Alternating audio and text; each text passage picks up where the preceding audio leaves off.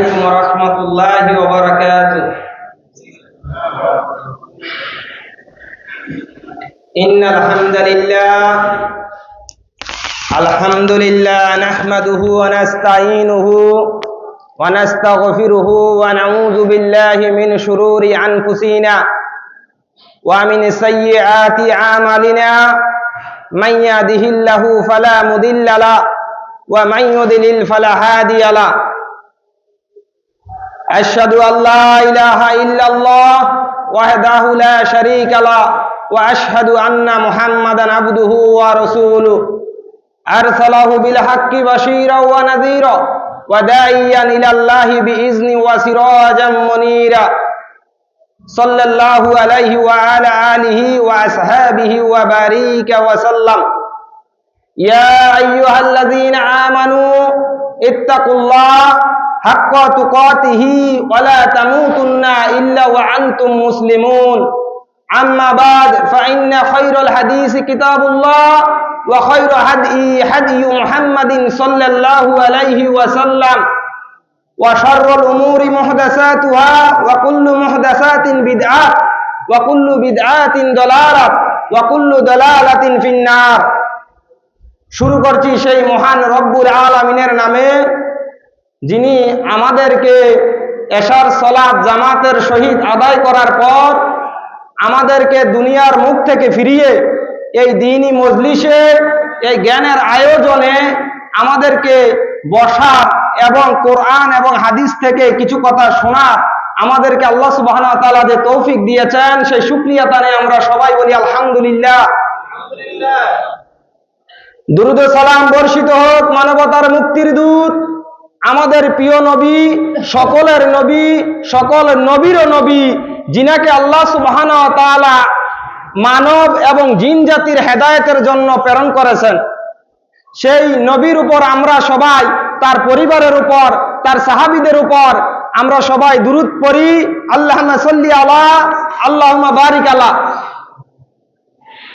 প্রিয় ভাইয়েরা আমার, আমি সময় কম, সংক্ষিপ্ত আকারে আল্লাহর ভয় নিয়ে কিছু কথা বলবো। আর এই ভয়ের মধ্যে সবকিছু লুকিয়ে আছে। আল্লাহ সুবহানাহু ওয়া তাআলা সূরা আল ইমরানের 102 নং আয়াতে বলেন, আমি একটু আগে আয়াতটা আমি পাঠ করেছি। আল্লাহ সুবহানাহু ওয়া তাআলা আল ইমরানের ওই আয়াতটা হচ্ছে, ইয়া আইয়ুহাল্লাযীনা আমানু, ওহে আমার ঈমানদার বান্দারা, যারা তোমরা ঈমান এনেছো। ও ভাই, আল্লাহ সুবহানাহু ওয়া তাআলা কাকে ডাক দিয়েছেন? আপনাকে, কাফেরদেরকে, ইহুদিদেরকে, নাসারাদেরকে? কাদেরকে ডাক দিয়েছেন? ঈমানদারদেরকে। এখন আপনি মুসলমানের ঘরে জন্ম নিয়েছেন, আপনার বাবা মুসলিম, আপনার দাদা মুসলিম, আপনার বাবার বংশ মুসলিম, আপনার মা মুসলিম, আপনার মার বংশ মুসলিম, তাই বলে কি আপনি ঈমানদার হয়ে গিয়েছেন? ও ভাই, আপনি মুসলমানের ঘরে জন্ম নিয়েছেন তাই ঈমানদার হয়ে গেছেন? তাহলে আল্লাহ কি আপনাকে ডাকে নাই? আল্লাহ যাকে ডাক দিয়েছে তার ক্যাটাগরি আছে। ওই ক্যাটাগরির মধ্যে যারা পড়বে, ওই সূত্রের মধ্যে যারা পড়বে, অঙ্কের সূত্র দেয় না? এই যে আপনার অঙ্কের সূত্র যদি না জানেন, সরল অঙ্ক করতে জীবনেও পারতেন না। পারবেন? সরল অঙ্ক অনেক কঠিন। যারা স্কুলে ছিলেন বা কলেজ ভার্সিটিতে পড়ালেখা করেছেন, আপনি সরল অঙ্ক করতে গেলে আপনার অঙ্কের সূত্র জানা থাকতে হবে। সূত্র যদি জানা থাকে তাহলে অঙ্ক সহজ। সূত্র জানা থাকলে অঙ্ক কি সহজ। আর যদি সূত্র না জানা থাকে তাহলে আপনাকে যত অঙ্কেই দেওয়া হোক, যত সহজ অঙ্কেই দেওয়া হোক, আপনার কাছে এটা কঠিন মনে হবে। তাহলে আল্লাহ সুবহানাহু ওয়া তাআলা ঈমানের জন্য কিছু শর্ত আছে। এই শর্তের মধ্যে যদি আপনি পড়েন তাহলে আপনি ঈমানদার। তাহলে আল্লাহ সুবহানাহু ওয়া তাআলা যে কোরআনের বহু জায়গায় বলেছেন, ইয়া আইয়ুহাল্লাযীনা আমানু, ওহে যারা তোমরা ঈমান এনেছো, তাহলে শর্ত যদি আপনি মানেন তাহলে আপনি ঈমান আনছেন। আর তারপরেই আপনাকে ডাক দেওয়া হয়েছে, তারপরেই আপনাকে বলা হয়েছে। এখন আপনি মনে করতেছেন এই আয়াত আপনার জন্য। প্রিয় ভাই আমার, আপনি যদি ঈমানের সূরা বাকারার 177 নং আয়াতে ঈমানের ছয়টি রুকুন আছে। ইমানের কয়টি রুকন? ছয়টি রুকন। এই 6 রুকুনের এদিকে লক্ষ্য দেন, এদিকে লক্ষ্য দেন সবাই। 6টি রুকুনের একটি রুকুন যদি আপনার জীবন থেকে বাদ যায়, কি কিছু বললেন? আচ্ছা, 6টি রুকুনের একটি রুকুন যদি আপনার জীবন থেকে বাদ যায়, তাহলে আপনাকে আল্লাহ সুবহানাহু ওয়া তাআলা ডাক দেয় নাই। ডাক দিতে হলে, আপনি এই ডাকের ব্যক্তি হতে হলে, তাহলে আপনাকে 6টি রুকুন মানতে হবে। আমাদের মানিক ভাই এই 6টি রুকুন বলে গিয়েছেন, ইমানের 6টি রুকুন। ওয়াল ঈমানু বিল্লাহি, আল্লাহর উপর ঈমান। ওয়াল মালাইকাতিহি, ফেরেশতাদের উপর ঈমান। ওয়া কুতুবিহি, আল্লাহর কিতাবের উপর ঈমান। ওয়া রাসূলিহি, আল্লাহর রাসূলের উপর ঈমান। অর্থাৎ যত নবী রাসূল এসেছে সকল নবী রাসূলের উপর ঈমান, যত কিতাব এসেছে, যত আল্লাহর আসমানি কিতাব, এই সব কিতাবের উপর ঈমান। তাই বলে কি বেদ, গীতা এগুলার প্রতি ঈমান নেই? এগুলো তো কিতাব। বা বিভিন্ন কাদরিয়া, সিকসিয়া, নকশবন্দিয়া, মুজাদ্দিদিয়া, হানাফি, শাফি, হাম্বলি, মালিকি তরিকার শেষ নাই। এসব যে কিতাবগুলো আছে এগুলোর প্রতি ঈমান নেই কোনো? কিসের প্রতি ঈমান? আল্লাহর আসমানি কিতাবের উপর আপনাকে ঈমান আনতে হবে প্রিয় ভাই আমার। তারপরে ওয়াল ইয়াউমিল আখিরি, অর্থাৎ আপনার মৃত্যুর পরের জীবনের পরের যে এক জীবন আছে আপনার জন্য, অনন্ত জীবন অপেক্ষা করতেছে, সেই জীবনের উপর আপনার ঈমান প্রিয় ভাই আমার। এরপরে ওয়াল কদরি খাইরিহি ওয়া শাররিহি, অর্থাৎ তকদিরের ভালো মন্দের উপর ঈমান প্রিয় ভাই আমার।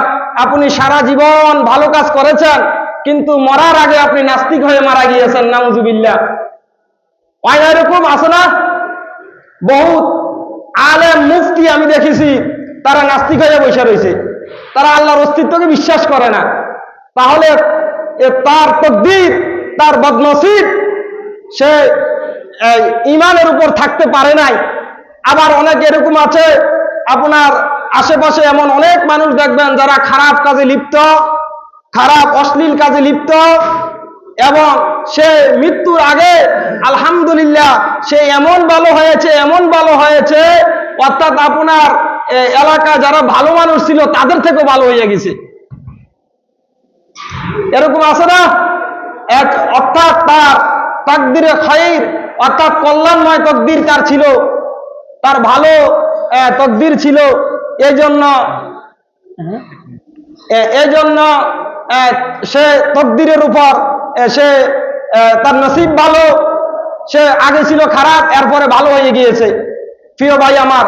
তাহলে এই 6টি রুকন যদি আপনার ভিতর ধারণ করেন, তাহলে আল্লাহ সুবহানাহু ওয়া তাআলাকে যে ডাক দিয়েছে, ইয়া আইয়ুহাল্লাযীনা আমানু, ওহে যারা ঈমান এনেছো, ইত্তাকুল্লাহ, আল্লাহকে ভয় করো। এই 6টি রুকন মানার পরে এবার আপনাকে আল্লাহ বলতেছে আপনি আল্লাহকে ভয় করার জন্য। প্রিয় ভাই আমার, বললে অনেকক্ষণ বলা যায়, আমি সংক্ষিপ্ত আকারে শেষ করতেছি। এরপর বলছে হাক্কা তুকাতিহি, কেমন ভয়? যথোপযুক্ত ভয়।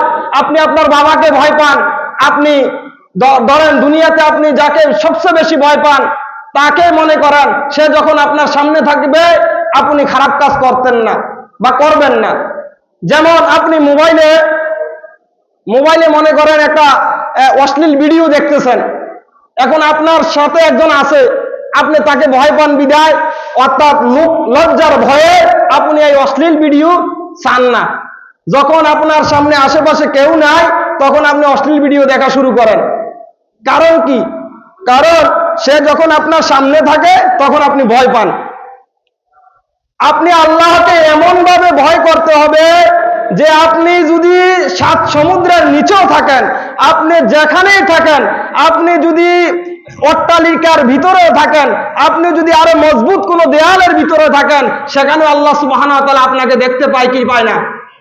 সূরা আন-নিসার মধ্যে বলছে, মনে হয় আয়াতটি 1 নম্বর আয়াত, না জানি 2 নম্বর আয়াত, ভুলে গেছি। আল্লাহ সুবহানাহু ওয়া তাআলা বলছেন, ইন্নাল্লাহা কানা আলাইকুম রাকিব, আমি তো তোমাদের দিকে দৃষ্টি দিয়ে আছি। আল্লাহ সুবহানাহু ওয়া তাআলা আপনার দিকে, আমার দিকে, আমাদের সবার দিকে দৃষ্টির অনত। আমরা কি করতেছি না করতেছি আল্লাহ সুবহানাহু ওয়া তাআলা দেখতেছেন। প্রিয় ভাই আমার, অর্থাৎ আপনি আল্লাহ সুবহানাহু ওয়া তাআলাকে এমন ভাবে ভয় করতে হবে যেন আল্লাহ আপনাকে দেখতেছে। আল্লাহ আপনাকে দেখতেছে, যেমন আপনার সাথে একটা মানুষ আপনাকে দেখতেছে, আপনি এই জন্য আপনি মোবাইল কোনো খারাপ কিছু দেখেন না, বা আপনি বাবাকে ভয় পান দেখে আপনি সিগারেট হাতে নেন না, আপনি স্কুলে কোনো যে কোনো ভাবে আপনি মানুষকে ভয় পান। তো অর্থাৎ মানুষ যেমন আপনার সামনে থাকলে ভয় পান, পিছনে গেলে ভয় পান না, আল্লাহ সুবহানাহু ওয়া তাআলাকে ভয় করতে হবে সামনে পিছনে সব জায়গায়। কারণ আপনার আল্লাহ সুবহানাহু ওয়া তাআলা সব দিক দিয়ে আপনাকে দেখতেছে। আল্লাহ ডাইনেও দেখতেছে, বামেও দেখতেছে, সামনেও দেখতেছে, পিছেও দেখতেছে, উপরেও দেখতেছে, নিচেও দেখতেছে। আল্লাহ সর্ব অবস্থায় আপনাকে দেখতেছে। প্রিয় ভাই আমার, আল্লাহ সুবহানাহু ওয়া তাআলাকে আপনি ভয় যদি না করতে পারেন, তাহলে আপনার দ্বারা খারাপ কাজ ত্যাগ করা সম্ভব হবে না। তা আল্লাহ সুবহানাহু ওয়া তাআলা তারপরে বলছে, ওয়ালা তামুতুন্না, তোমরা মৃত্যুবরণ করো না, তোমরা মৃত্যুবরণ করো না।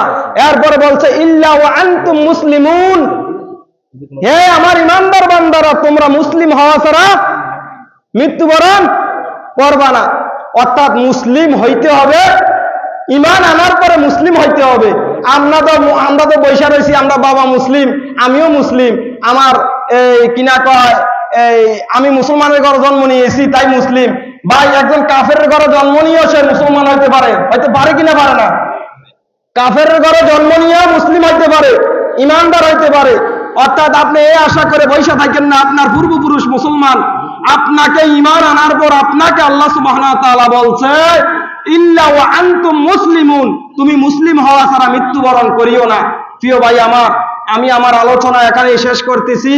ওয়া আখিরি দাওয়ানা আনিল হামদুলিল্লাহি রাব্বিল আলামিন। আসসালামু আলাইকুম ওয়া রাহমাতুল্লাহি ওয়া বারাকাতুহু।